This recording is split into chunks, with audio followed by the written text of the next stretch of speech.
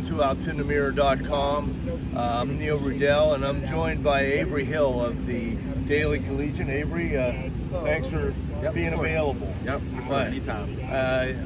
I think almost everybody in this building thought we'd be talking about a win, a much-needed win, and instead it's the third straight loss for Penn State.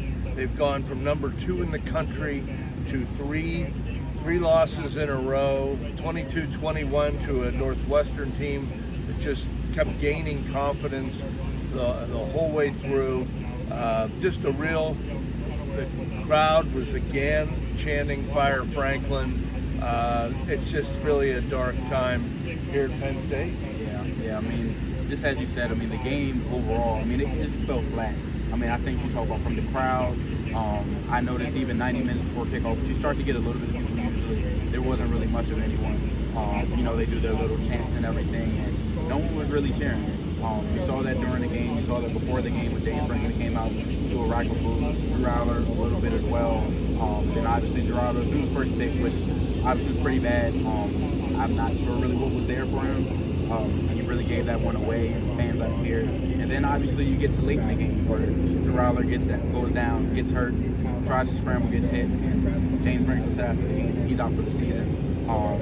It's obviously a brutal blow for Penn State, losing 3 straight games. I think that just the energy in Beaver Stadium felt low the entire day, and it showed in the game. As you said, 22-21, Penn State's offense couldn't really get a rhythm at all during the game. Obviously, you had the bomb to Devontae Ross, where he really just made most of the game on the ground, but wasn't a lot there from the Penn State offense. Penn State's defense continued to get gassed in the run game, which is something that obviously they talk about a lot now. Yeah, and that was probably and as you mentioned, James did confirm that Drew is out for the year. It looked like some sort of lower body, maybe an ankle injury.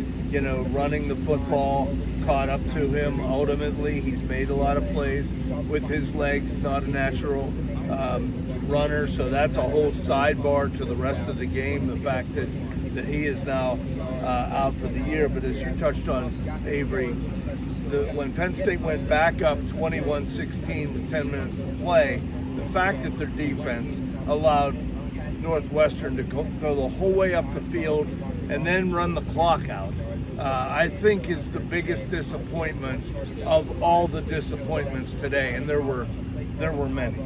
Yeah, I mean, again, it just looks like everyone is kind of tired. It seems like the season has already caught up to them, and we're in early October, which is obviously unusual. Many expected this Penn State team to play through January, possibly to the national championship, and at this season, I mean, everyone's like, the season is over. Like, there is a chance that when you look at Penn State's stretch, going to Iowa at night, which has never been easy for Penn State, going to Ohio State, which home or away playing Ohio State has never been easy for Penn State again. And then an Indiana team that just beat Oregon, who again, Penn State lost to at home. Like, it is going to be a rough stretch. Obviously now questions come in about bowl eligibility. Obviously questions about, as every Penn State loss, there's questions about James Franklin's job. I mean, there is a lot of big questions that are coming from this game after, again, another bad showing from this Penn State team. Yeah, after the game, James was asked directly. He does take responsibility. He reiterated that, but he was asked, do you want to coach this football team? Do you think it's best for your career? Because, I mean, it was loud and clear when Northwestern had clinched the game, the Fire Franklin chants. And, he handled himself professionally. He was very short with an opening statement. He usually expounds, after a win, but even after a loss, you can tell he's devastated, they're devastated. Another thing I want to bring up, they got a punt block for the second straight week. They also had a big fumble on a punt that was a key play in the football game with Ross, who had otherwise a good game, but that really swung momentum, got him a field goal. Yeah, I mean, it kind of feels like on the special teams unit, like the kickoff team has been fine. Punt team or punt block team has been fine. Those defensive special teams, but you're seeing troubles when it comes to fielding the ball again. Even on that time, like they put in Trevor Pena, Northwestern has to delay a game. Devontae Ross comes in and muffs the ball. You go to Tyler Holdsworth on the kick return where Yeah. he didn't really know whether he wanted to come out the end zone, and it seemed like, okay, he was going to just stop. But then he went and obviously didn't get much.